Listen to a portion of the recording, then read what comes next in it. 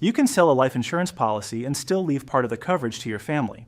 It is called a retained death benefit, and it does not work the way most people picture it. A buyer takes over your whole policy and every remaining premium, and a stated share of the death benefit is reserved for your family. That trait comes in 3 versions, and there is one thing about it almost everyone gets wrong. Here's how the structure works, whether you also get cash, what you are actually keeping, and the contract terms that decide whether the part you keep is safe. Start with an ordinary life settlement. You sell the policy, the buyer becomes the owner, pays every remaining premium, and collects the full death benefit later.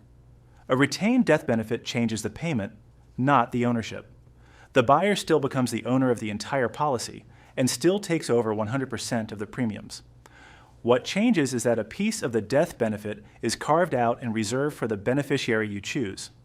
When the claim is eventually paid, the insurance company pays your beneficiary that reserved share directly and pays the buyer the rest.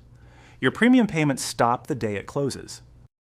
Whether you also get cash depends on which version you negotiate, and there are 3. An all-cash sale, where you take a lump sum and keep none of the coverage.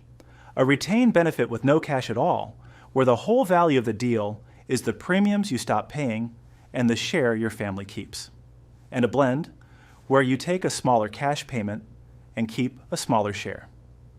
Cash and coverage come out of the same purchase price, so every dollar you take in cash lowers the amount you can keep.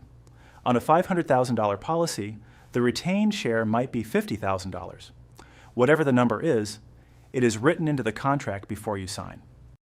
Here's the part most people get wrong. When you hear sell part of your policy, it is natural to picture keeping a smaller policy of your own, with a smaller premium. That is not what happens. You do not keep a policy, you hand over all of it, and what you hold afterward is a contractual right to part of a claim on a policy somebody else owns and pays for. So the paperwork matters more here than it does in a cash sale. 4 terms carry the weight. The insurer endorses the policy to name your beneficiary irrevocably before the transfer, so it cannot be changed later. The buyer is obligated to pay the premiums.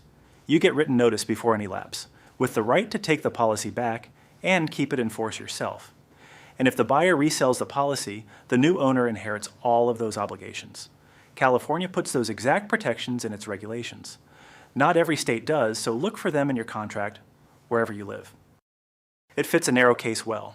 You want the premium bill to stop, you do not need cash now, and you still want to leave something behind.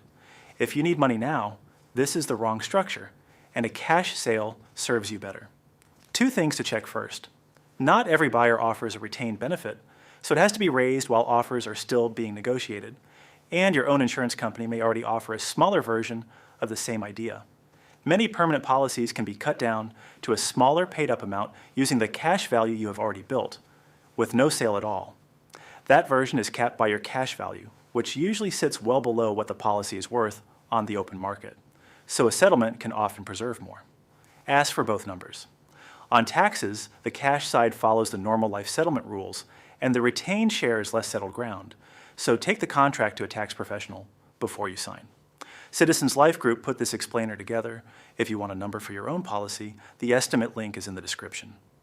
There's no upfront cost.